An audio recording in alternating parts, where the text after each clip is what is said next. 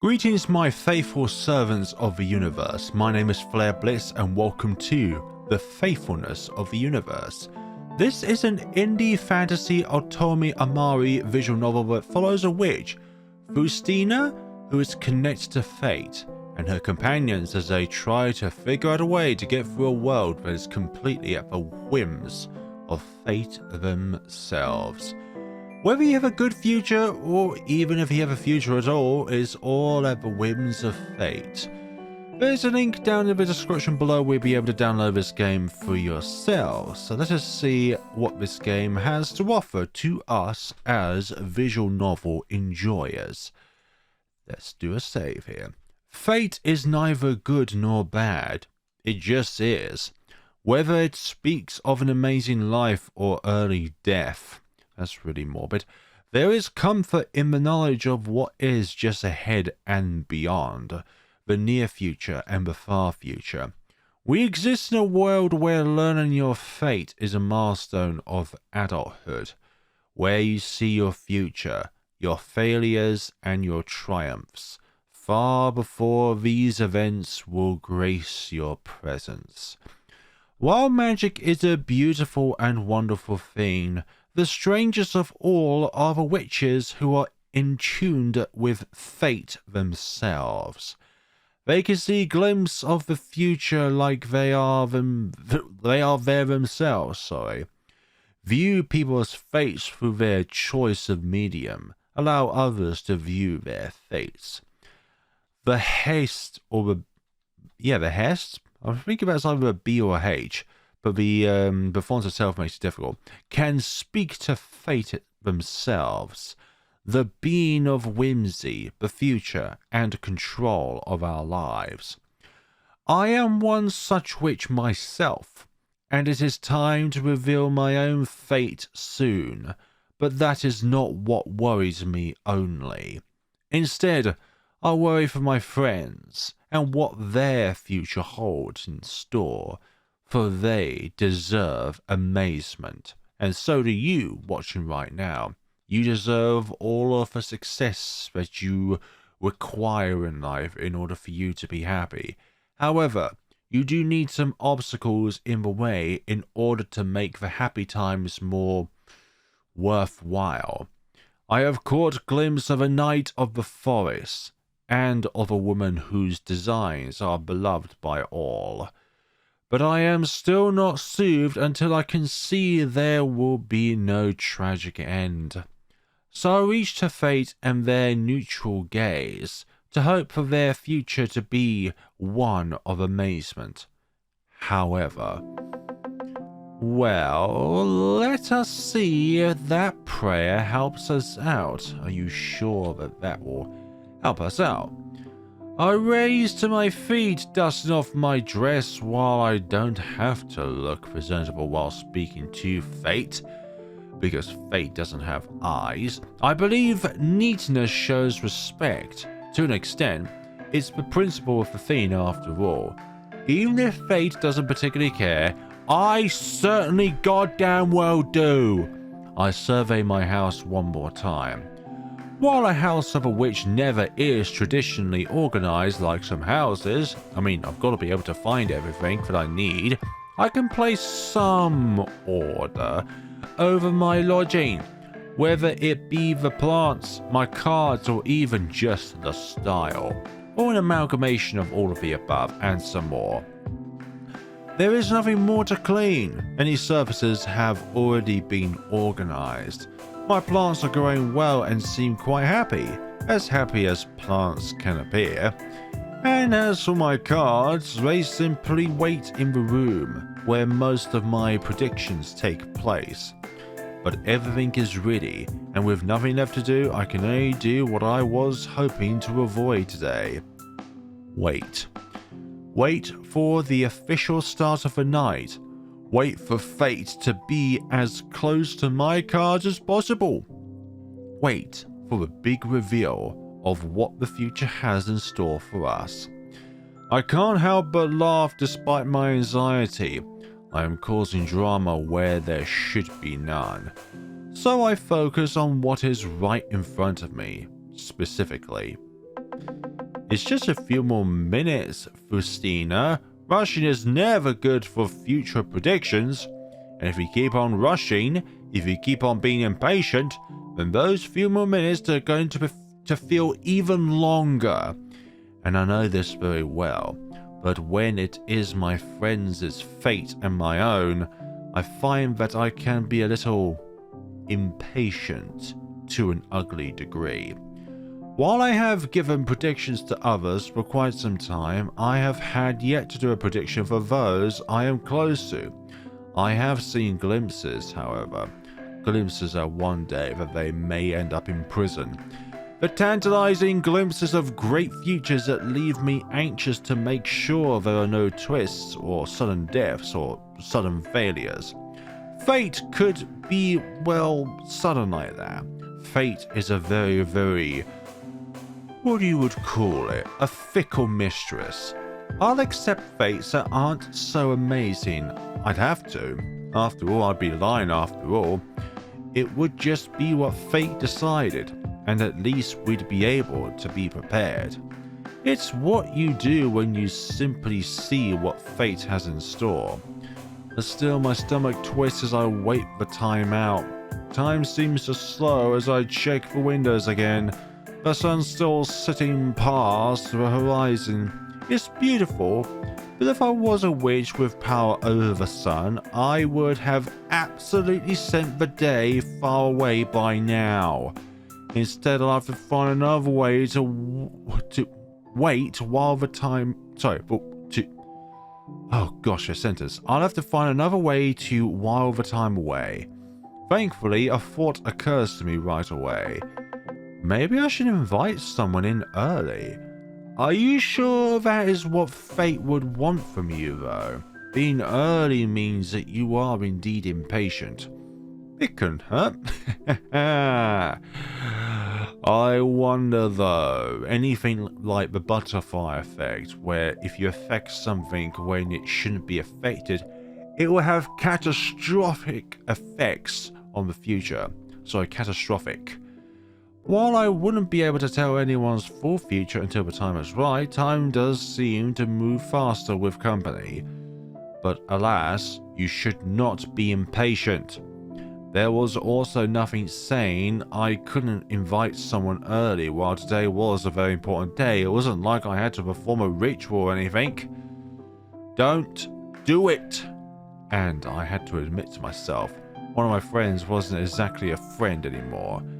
There was something a bit more romantic in my heart. Oh, so they're more than just a friend. It would be very pleasant company, just the two of us, just for a while until all three of us were together again. I find that is all the convincing I need for myself, and I close my eyes, imagining their form. Who is within my heart? Well, we always call for a say for that one. Nino! Nino's form is different. Nobody knows quite what he is. Though some say he is a forest spirit, others say he is a demon. Whatever he is, however, he is distinct, with a horn on top of his head, scales all across his body, and ears that resemble that of a goat's. Creatures that don't quite fit into standard species are not common, but within regions of high magic they can still form in various ways, from normal birth to appearing out of thin air, kind of like Athena from Zeus's head. Some even say animals transform into humanoids such as these, and I wouldn't disbelieve those theories right away. Nino does not know exactly how he formed. However, at the very least, he was raised alongside myself and Corley. I fear he didn't feel he belongs at times. He can be such a strange sight at times, especially for those who do not know him. Yet another reason to always let him know what I want him around, sorry. Speaking of wanting him around, I will have to imagine him more specifically if I want to be called here early. a nervous look in his eyes and smile, a prim and proper tunic, with scales that give a sort of beauty. I snap my fingers. What? Hello, Faustina? Nino, watch out! Nino stumbles through the door with a pile of books? What the hell are we doing with this knowledge? Whatever he is holding, I end up leaping out of the way to avoid being trampled with as he catches his balance. Well, tries to catch his balance.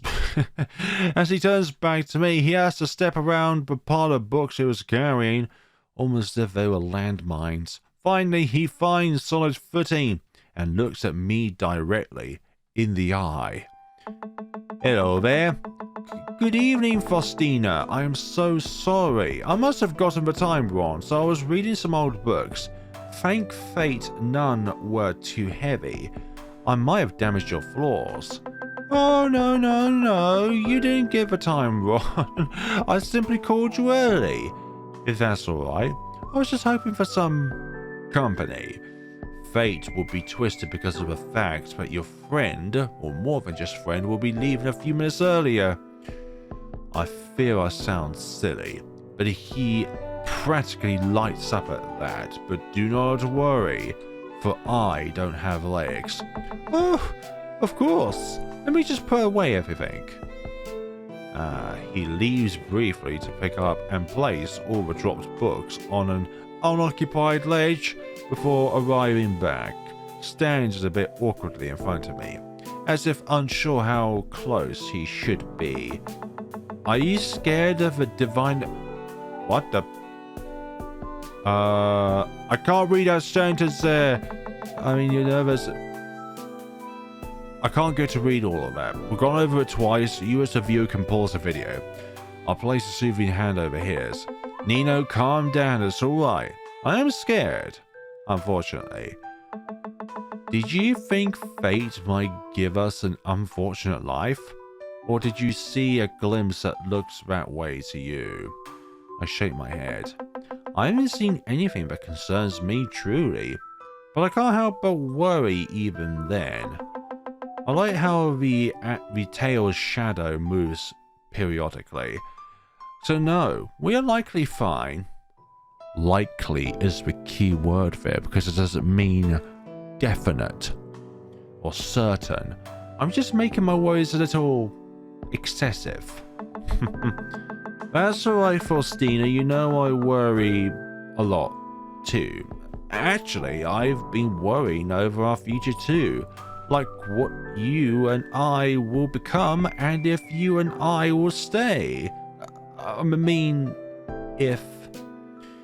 I'll wait to see if he can finish his thought, but it seems his shyness has caught up to him today. You wish to see if we'll have a future together? He raises a hand as if to cover his face. His hair doing the rest of the work to hide himself. I mean, it's not that hard to hide if you have a long sprout of hair. Yes. I take the hand that is still covering his face and pull him towards my divination room, careful not to pull him along so forcefully that he'd stumble. Or you just have the hand and the rest of him is still standing there. Then let us try to see another glimpse before Collie gets here. She shouldn't be here for a few more minutes at least. Oh, well, only if you're able to, and if it's not too much trouble. I roll my eyes, not at Nino exactly, just at his excessive caution. Even if it was a burden to see the glimpses of the future, I still would do it. At least to see us. Please take a seat while I shuffle my cards. Yes, he nods and makes his way over to the seat across from mine, tapping his fingers and a few claws on the wooden table while I walk up to my seat. Sitting down, I start to shuffle the cards. While I do not need to shuffle the cards, I simply need to be in close proximity to them to infuse them with my magic.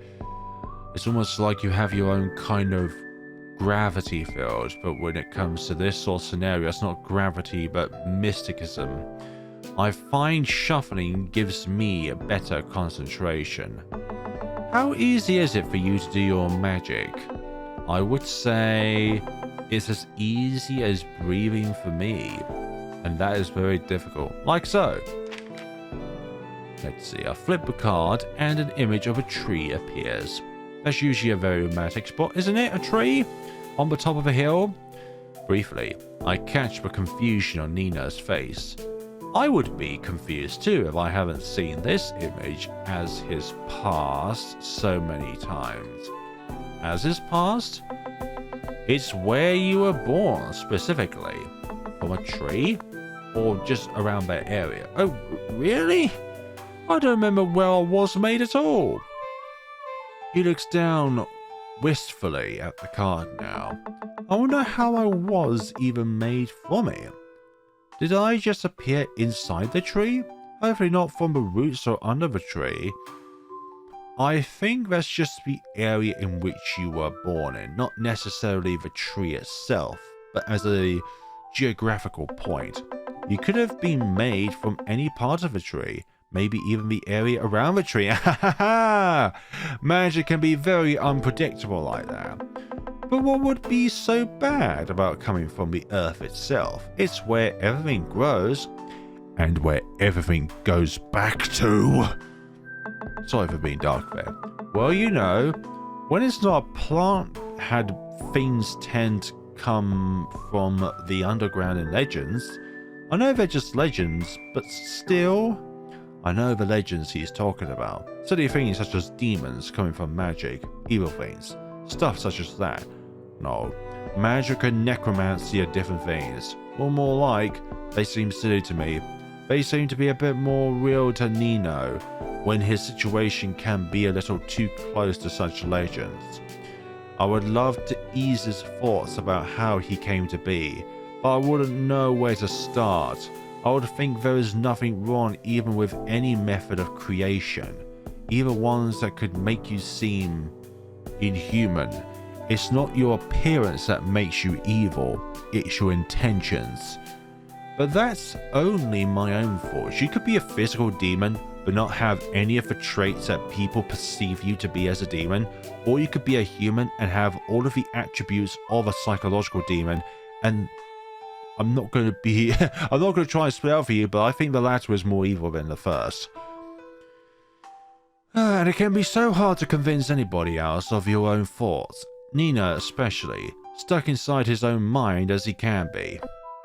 I don't find the words, like usual, when discussing his creation. So instead, I try to move on, finding the next card to show his present. Maybe a more normal card will help. And it does. I can see the relief on his face as the next card is just him. Just him across the table from me. Now, the last glimpse, the most important ones. Your future. Oh dear, that'll include us? Hopefully? Nina says that, but he holds a hand out to grip mine, just a little too tightly. Romance isn't always a thing that is shown in my glimpse. Perhaps fate doesn't quite understand it. Or maybe fate forgets and places a romance once someone's future is set in stone. Just keep your hope for a little more. Us staying together is still a possibility. You're saying like we don't have a choice in this. And if that possibility doesn't exist, at least we'd know. We'd accept it as you meant to do. It would hurt, but it's what you're meant to do. I flip a card. Well, there is a love heart in it. This glimpse is the quickest. The card shows nothing at first, but then it transforms into the lovers, as bright as the day. We both glimpse and look up at each other, blinking a few times too many. I think that was the lover's card. That's good, right? Yes, you have a romance in your future. It doesn't say whom, it just says we do have. We should celebrate. We would celebrate if the two of us were not familiar with the card itself. All it meant as romance is in Nino's future, not that his current relationship will be said romance. And we both know that very well. Yeah, the B's look like a H, unfortunately. Let's just pretend it is clearly for us two, okay? No, because that's not what fate wants. Yes, we worry too much, don't we? In the end, this doesn't ease our worries at all, but at least we worry together, I suppose. It's a little dark, but you should call Corley, I think. Oh yes, she'll brighten things up. I close my eyes, barely imagining our absent friend before her voice cuts through the air like a knife through butter. Hello there. Hey, lovebirds, did you really start without me? I'm sorry, friend. Nino gives part of his seat to Corley. More seats would be a bit of a squeeze otherwise. I'm sorry, didn't mean to... Oh. Another case scenario. I'm messing around, Nino. I'm not that dumb. People like to hang out with whoever they're dating. I know I would. And are you dating? No, maybe, yes. Those are the three options you are given. What? There you have it, but really, just tell me to leave if I'm third wheeling you too much. No, you're not. Cordy, we would never. We like you third wheeling us, so that does imply that she is the third wheel then. How else would we admit we're together? I have to push you to.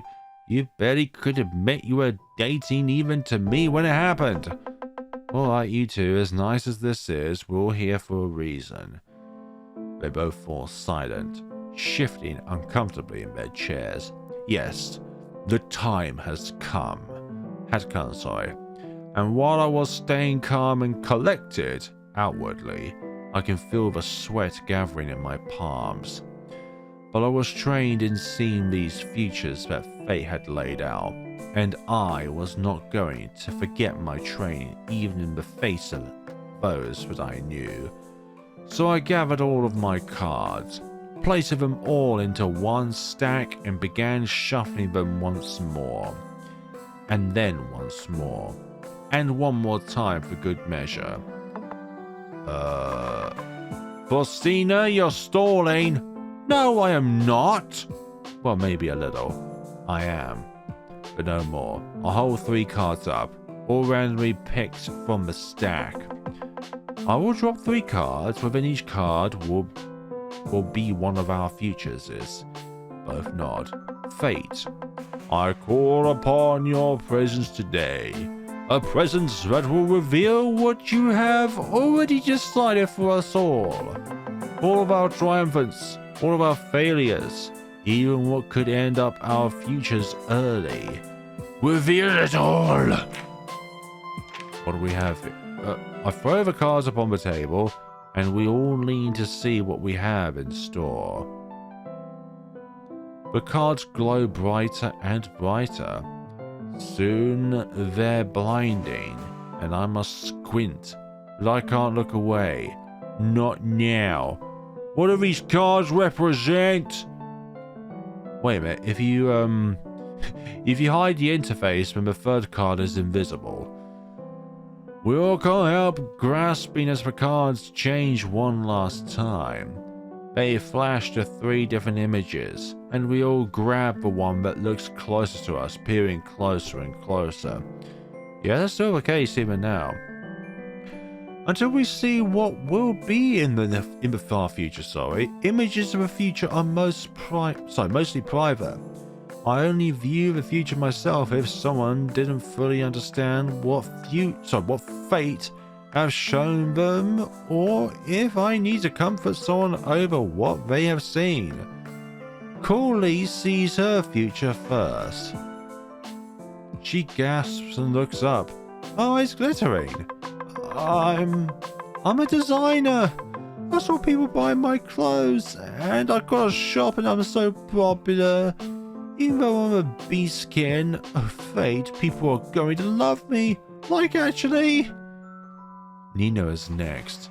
A few moments later, he looks up from his card, fighting back a smile like he can't believe his own future, even witnessing it here and now. I think I was a knight. I didn't want to hope, but I think I really will be a knight. I get to be a hero. Heart pounding away from my vision too, and soon a scene overtakes my sight, and I see myself. Older, but still myself. I'm surrounded by younger witches, and while I cannot hear clearly, I feel as though I am giving advice. So you're either a teacher or some kind of counselor then, in this witch world, in this witch realm. My eyes fall onto one detail in particular, however. I'm wearing a white dress, a beautiful dress that only one witch within the coven wears, and I know what that means. I stand up from my chair, the wood scraping against the ground loudly, but I can't find it in me to care as I cheer more loudly than I would ever dare otherwise. All of this is really positive at the moment. Where's the darkness in all this? I will be the High Priestess one day. I knew it! Oh, I knew it. It was simply destiny. High Priestess? Doesn't that require a huge amount of mystical energy, though, for you to consume? And don't High Priestess usually have a very early life expectancy? Both Corley and Nina stand up as well. Nina takes my hand, seemingly to ground me back with them and share in my exuberance. His hands shake even more than usual. I can't tell if I'm managing to stay still or not. So we're all good? Nobody's going to die or anything? Well, there are three things in life. But you being born, you dying, and subscribing to Flare Bliss. Those are the three certainties. I don't make them up. I swallow my excitement, just enough to not yell my answer. No, I do not believe so. Did either of you see any danger or strange circumstances? Both shake their heads. Then, we are fine. We're alright. A laugh escapes me and I have to sit, my legs barely able to keep me standing. But just say you crash after a rush. My happiness, however, doesn't fade. But then, ooh, something strange happens. I wonder if it's because you started early, which is why the strangeness has occurred. A movement out of the corner of my eye catches my attention. It's the cards. Nearly forgotten on the table. The cards flicker, as if going in and out of existence. And with each flicker, the scenes we saw flickers with them, growing more and more faded. My happiness immediately disappears, and I drop my smile. Okay, so this is where the darkness starts. Okay. What's happening? I'm not sure. I snatch up the cards, but I can't really do anything but blink down at them and squint, hoping to recognize what is going on, hoping to control this situation. Maybe you shouted out too loudly and someone outside heard, and then they're going to tell on somebody, and then that prevents your fate from being concreted. And then the pictures disappear without my permission. I wonder what is our true future after all. I feel as though ice has entered my veins, but with their disappearances comes a new vision. Ooh, a vision that descends upon us all with none of the subtlety of before, plunging us into our new setting. It's simply us, lying in a motionless black void. I try to speak, and the me within the void mirrors my movements, but no words come out. The only thing I can do is stare, looking for anything of importance, any detail that can explain this vision. But there is nothing. No buildings, trees, ground or sky, or shadows, or light. No sound either, and soon no sight at all. And worst of all, unlike my other visions, I do not sense fate, because fate goes in multiple directions. The endless void only has one destination: itself. It is as if they do not exist in this moment. For a few distressing moments, it feels like forever, like we are trapped forever within the emptiness of this vision. Nothing to grasp at, nothing to see, nothing to go towards, nothing. Nothing. The void is incredibly small, but also infinite at the same time, because no matter where you look, it will always be complete darkness. Nothing. Then, just as suddenly as it began, it ends. We're back in my home. I gasp for air like I have resurfaced from water, pouring up my hands. So Carly and Nino cannot see my hands shake. I blink away my tears angrily. I do not cry. I will not cry. It would be too shameful for a witch to be fearful of her own vision, even a vision she has never seen before. Carly and Nino, however, have no problem showing the fear that have overtaken the room. I catch Corley's fur standing on end before she smooths it back down herself, and Nino's eyes gain the glimmer of held-back tears. I feel my heart ache for them. Even more of a reason for me to remain impassive for them. Someone has to. Nino finds his voice first, said voice trembling as much as he is. Was that representing death? Are we going to die? Corley glares, even though her rapidly flickering tail and ears betray her nervousness. Don't say that, Nino. We're not going to die. There's nothing around us that could kill us. Probably. I mean, there's no beasts or monsters, you know? Okay, not that many, but still. What if we're sick?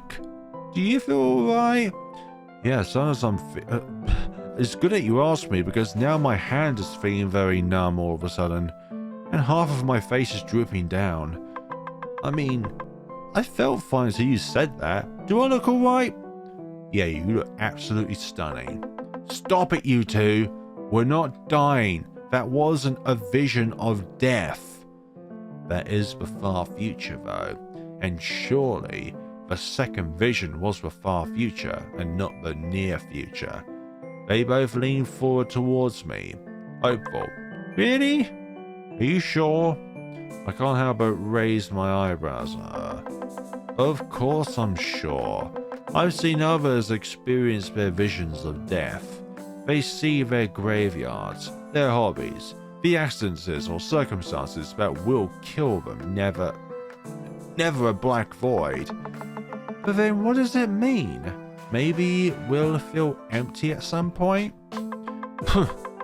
If that's it, I'll be a fashion designer. You'll be a knight, and Faustina will be the high priestess. I think we'll be able to handle it. Corey manages to pull a small smile out of Nino with that attitude. I wish I could smile too. Nino notices and directs Collie's attention back towards me with a nudge. But really, what does it mean?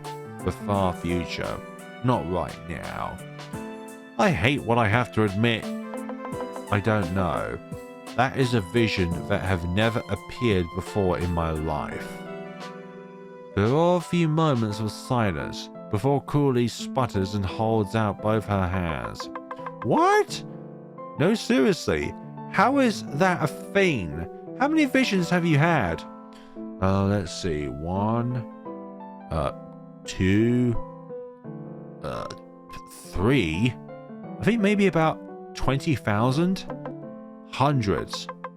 I was being rhetorical, but that proves my point more. You had so many visions. How is it possibly you literally never seen this type of future before? I don't know. Then that must mean that our high priestess status must be very soon.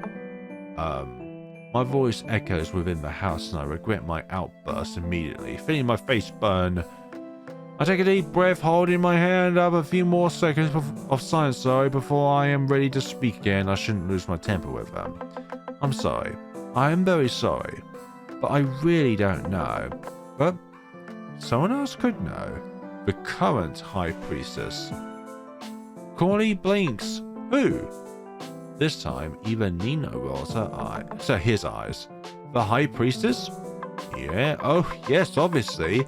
I'm just getting used to thinking of her like that. Remember when you called her Mom, Faustina? Well, she is technically a mom for all of us witches, sorry. That was simply a mistake. I didn't mean to do it in front of others. While we all had no parents exactly, Corley and I, due to abandonment or perhaps unfortunate death, and Nino due to his method of creation, it was silly to treat our mentor as too much of a parental figure. I know that, but I slip up sometimes. Nothing more. But moving on, I will go visit her now where the coven prefers to meet. Hopefully she'll know what we saw and we can finally know. I can tell you too what I find out afterwards. Should we meet here again? Can we meet in the clearing instead? It'll be a little less claustrophobic than a building. Of course. But more eyes will be around though. I stand up, straightening my dress as always. Or maybe Nino's legs are the same color as the background, which is why we can't see them. Especially now, I haven't visited the coven in quite a while. I must look my best.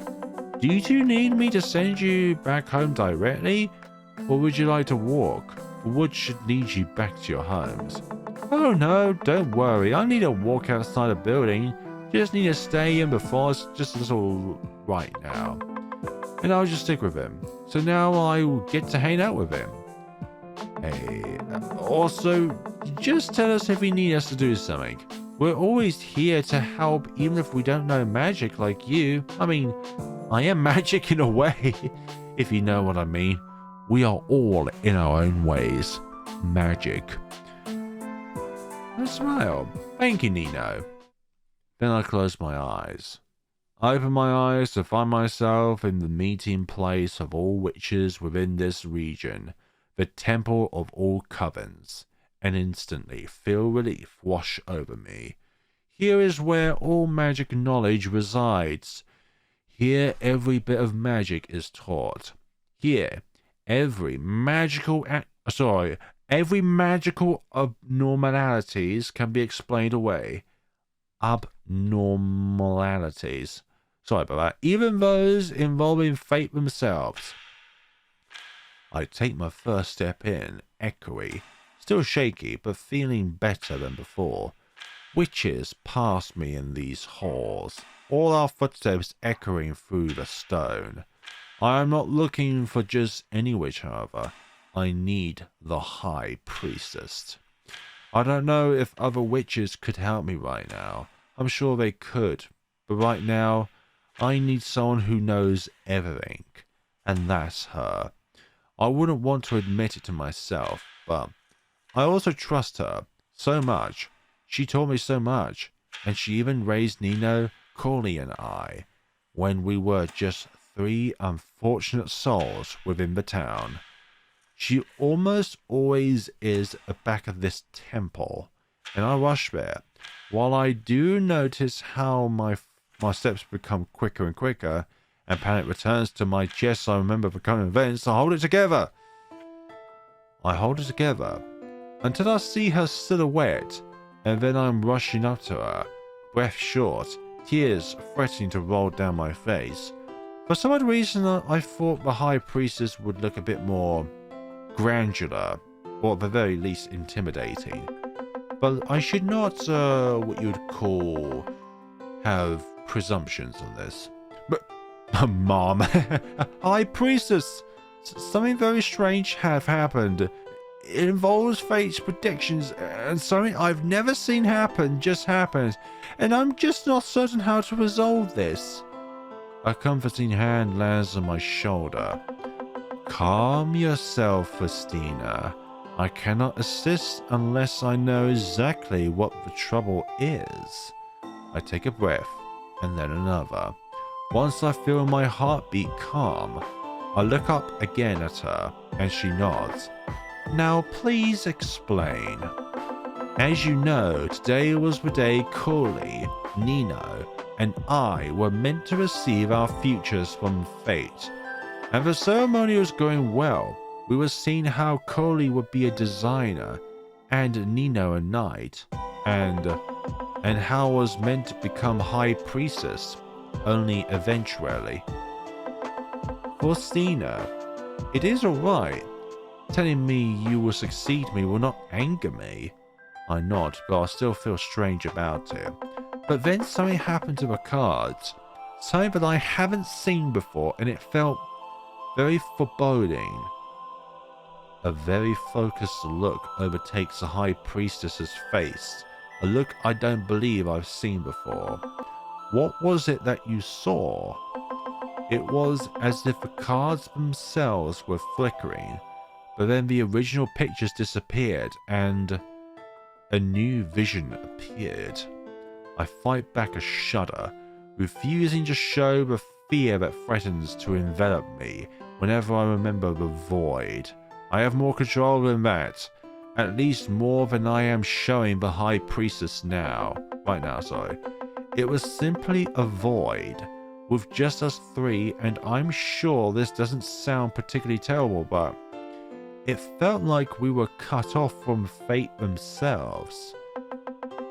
And as I've never seen such a vision before, I was hoping you could help us find out what it was. I do know what that signifies.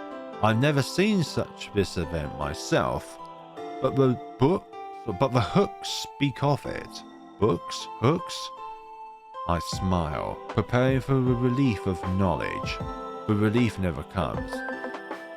Ah, you no longer have no fated future, because romance in and of itself is a very moldable, tangible thing. My heart drops. What? And what do you know what I mean? How do you fix this? There must be something. I mean, please tell me there's something we can do. One moment passes, then another, just as silent as the last. Then she speaks, a hesitant tone in her voice. I'm sorry. Please don't say that. Please, just tell me there's something we can do. But the High Priestess only turns until I cannot see her face anymore, preparing to walk away while I follow desperately. I have never seen a true solution, if there are any. The afflicted always passed before the solution worked. She shakes her head with a sigh, fixing her eyes on the tall ceiling above, I follow her gaze as if there is a solution just above us. Comforting the afflicted was always the recommendation, and I can do that for you. I send Shana to help you, Coley, and Nino back in town. She may be young, but she can help keep your spirits up. Then, we must find what to do with all of your lives.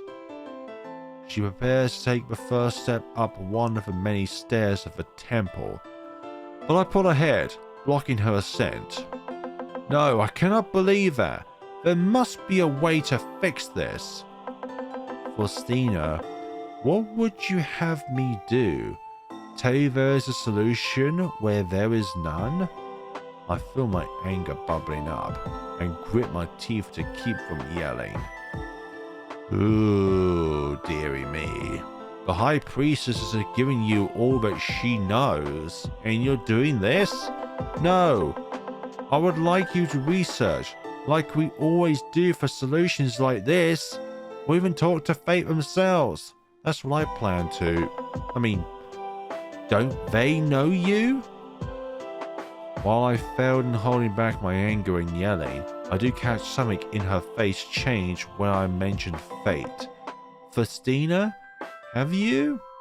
I look away from her eyes, feeling suddenly stubborn. I'll answer later, but I need you to answer now. Do you know something?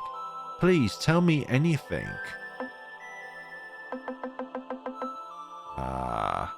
There is one thing I know from my interactions with fate. They are a whimsical being. I know that part, but I still listen closely. They do whatever they please, but I've heard stories of witches that fate was fond of, have been able to convince fate to change their mind on things.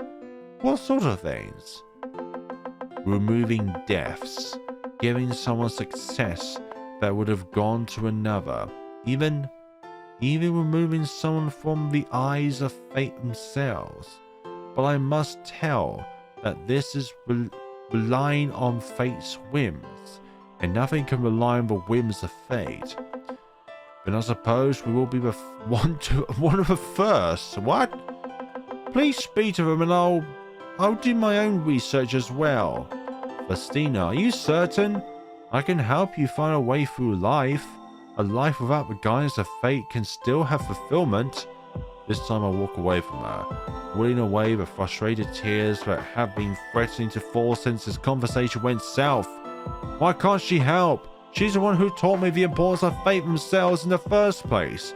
But the very most important thing that you have failed to see is that the only thing that you see with the High Priestess is the word fate, or the embodiment of fate. That is what you have believed in yourself to think that the High Priestess is delivering to you solely, and that your fate is not something that can be entirely concreted down because of words or cards or anything like that. It's just one angle, one possible timeline. What your ultimate fate is what you do for you and for others.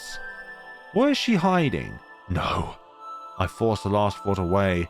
I will not think badly of her for doing what is a recommendation for magic. I know I'd do the same thing, right? I will fix this. Don't you know I can? I hurry away afterwards, my steps echoing off the stone floor. I don't hear the High Priestess's steps, not even once I've turned a corner.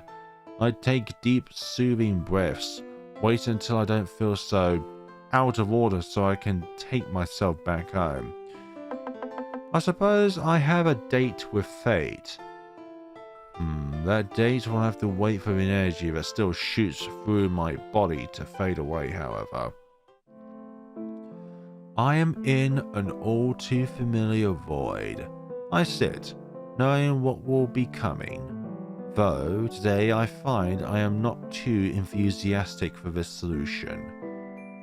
A bright glow begins approaching, from where I am uncertain. Though I do my best to face it, it is there. It's just very, very, very faded. Brighter and brighter. Closer and closer. Oh, and then I blink.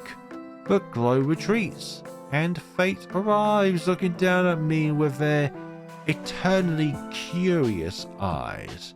So this is what fate looks like, huh? I've been talking to fate since I was a child. I'm well aware that this is the only typical of a High Priestess, but I have kept it a secret for years. I would tell others, but it felt strange and almost like I'm lying if I told. Like it is just a dream of a witch who wishes to be special. After all, only the greatest of the witches connected to fate can speak to them directly, and I have not arrived to my future yet where it was certain that I would be able to do that. Well, what used to be my future? I glare her fate hasn't moved.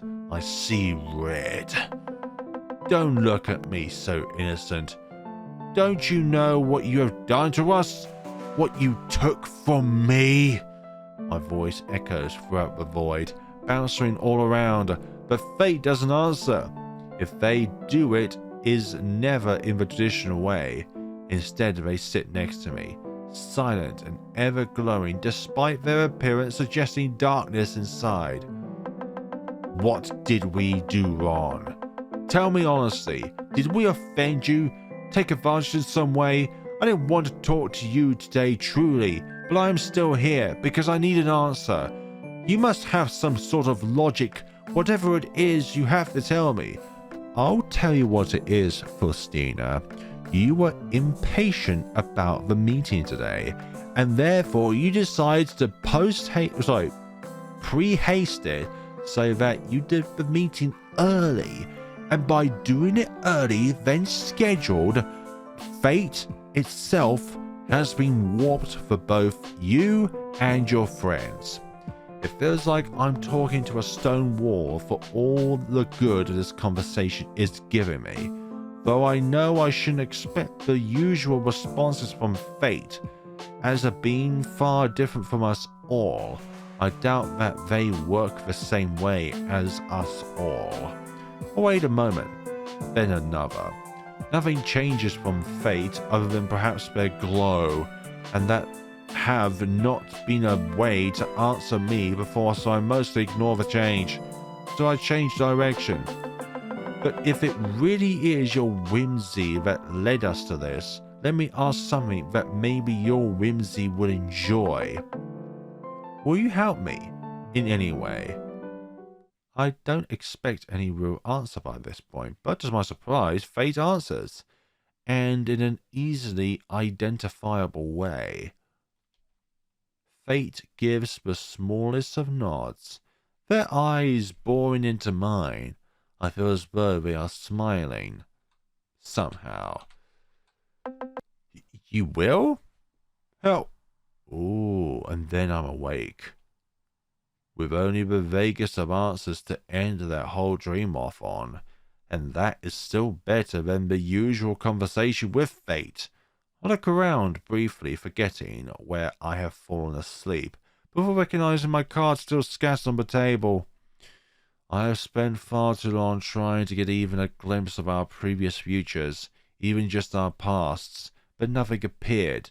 It was as if we no longer existed within fate's world. Then I have attempted to speak with fate after so many failed attempts, and I can't tell if that was a failure or not as of yet. I stand up stiffly. I'm so tired. But I did promise to meet up with Corley and Nino after my meeting with the High Priestess, and I kept my word. It's the principle of the thing after all. So despite my body practically fighting me every step of the way, I make my way out the door, squinting through the sunlight. The forest is quiet, save for a stray bird, call, or insects, so I am alone with my thought. Unfortunately, I find my mind spiraling. Well, at least it's not splitting. Was this always something fate could decide, just on a whim? Remove someone's fated future? What did you do without your fated outcome? Just exist within a world where everyone has direction, a purpose, and you did not? What is it even worth then? Wait a minute, who are you even speaking to all this time? Dark thoughts invade my mind despite my attempts to push them back. I hurry though further paths, trying to find our meeting place before I have these stray thoughts invade my head any further. Finally, I step into one of a few clearings that are not towards town. I made it. I spot ahead of me Cooley and Nino, both lying down among the flowers and grass. Oh, Faustina, we're over here. He sits up to wave me over, though he lies back down as I approach. I still feel in a daze as I prepare to sit, and unfortunately find I sit just a little too close. Oh, my hair! You are my hair! Oh, I'm so sorry. Bam, we're all just lying there. And I suppose that the other CG of this would be, well, if we was laying down a bit too closely to Cooley. I quickly stand up and lay a ways away, wincing as I see him rub at where his long hair was pulled. All of us do find it in us to laugh, if only out of awkwardness, as I find a more appropriate place to lie.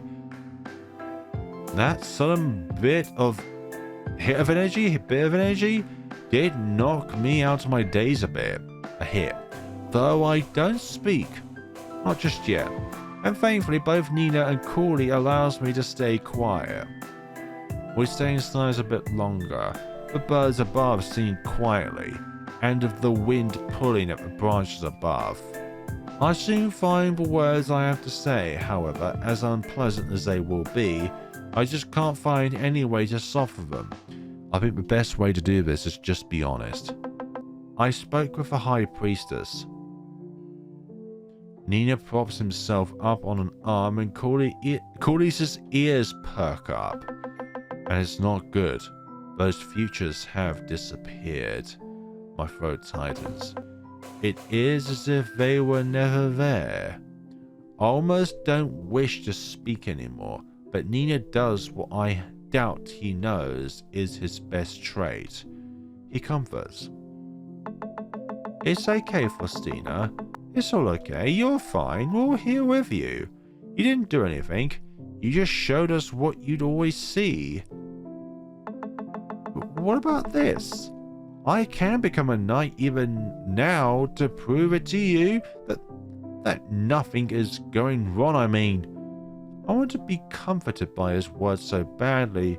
Just smile and agree. Cooley does too, for she answers before me as quickly as she can. A bit too quickly. Like she's holding on to the comfort he have offered us too. Yeah, you can do it. You literally love the idea of being a knight since you were a kid. Remember all those books you had? Of course. And you have a dream of being a designer. So you should still become that. Cooley's tail flickers. It's minuscule, but I catch it. Well, sure. Sure I will, yeah. Cooley is uncharacteristically uncertain sounding. But I don't push further. So I push her. Neither does Nino. Cooley doesn't really say what she's feeling other than happiness most of the time, and pushing her would make the possibility of her talking even less likely. I hear Nino taking a breath and hold it. I can feel his eyes on me. What about you, Faustina? I close my eyes. I swallow, my throat tight. I am not sure how that could be true anymore. I really don't. The words come spilling out of me before I can stop them. Yesterday was bad. Unprecedentedly bad. I never seen fates disappear. Neither did the High Priestess. She has heard of it, but never directly witnessed such a situation. Oh, that doesn't sound good. Yes, I know. And she did try to explain a hit, or a bit, that fate might have removed our fates, simply on a whim. We have no fated achievements, failures, not even a death we can see coming. And I may have thrown my anger upon her, which is the most disrespectful thing that you could do, or one of them. Nino holds one of his clawed hands up uncertainly, as if trying to grasp what to say. I mean, it's alright if you were a little angry as long as you didn't go too far with it, I believe. I shake my head. No, she's just a witch, not fate themselves. What could she do? She could help. Our situation is an abnormality that only fate can choose to fix, and I just don't know what it is in store for us because of this. We might just exist, watching the world that has purpose without us. The High Priestess said that there could be fulfillment even then. But if there isn't, what would we do if that is the case? We'll just make do, just like we always have, just like before we even knew our fates. And I think we can do it, in the end. It'll be just like before, which, I admit, doesn't sound terrible. I mean, I'll find a reason to find it terrible eventually, but right now, it is almost a comfort. So, Faustina, you shouldn't give up. I care very much for you, so I just wish to help you. You can't just say you love her. Aww. I do, but I don't want to be presumptuous. Finally, I find myself smiling. I love you too very much as well. You are not presumptuous at all, Nino.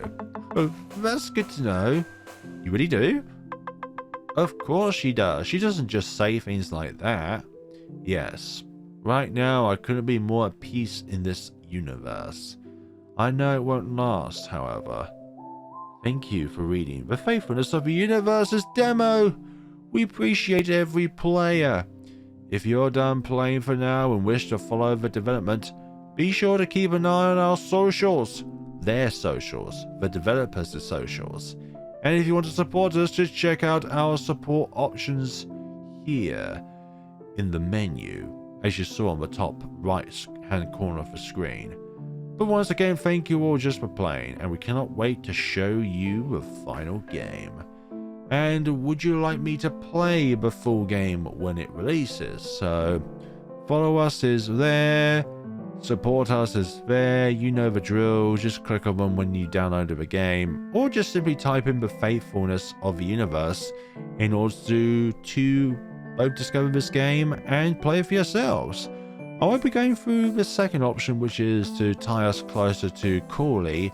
I'll let you be the decider of how that goes about, as an encouragement for you to download it for yourselves to play.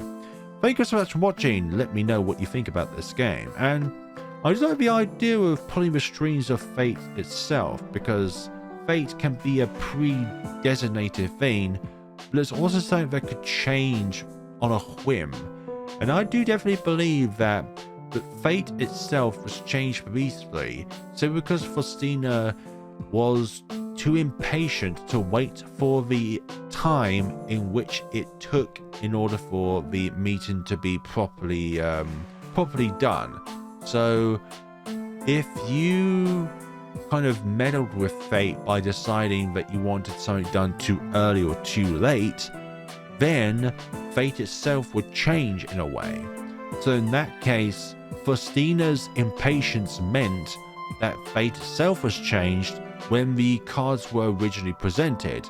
And then because of that impatience, fate itself has changed, because fate saw that you, Faustina, were too impatient to wait for such a thing to occur naturally. Thank you so much for watching. By the way, that's just my presumptions on the whole thing. Maybe I'm entirely wrong, but I feel like if you're impatient about something, then that could bite you back later. But thank you so much for watching once again, and take care of yourselves, everyone.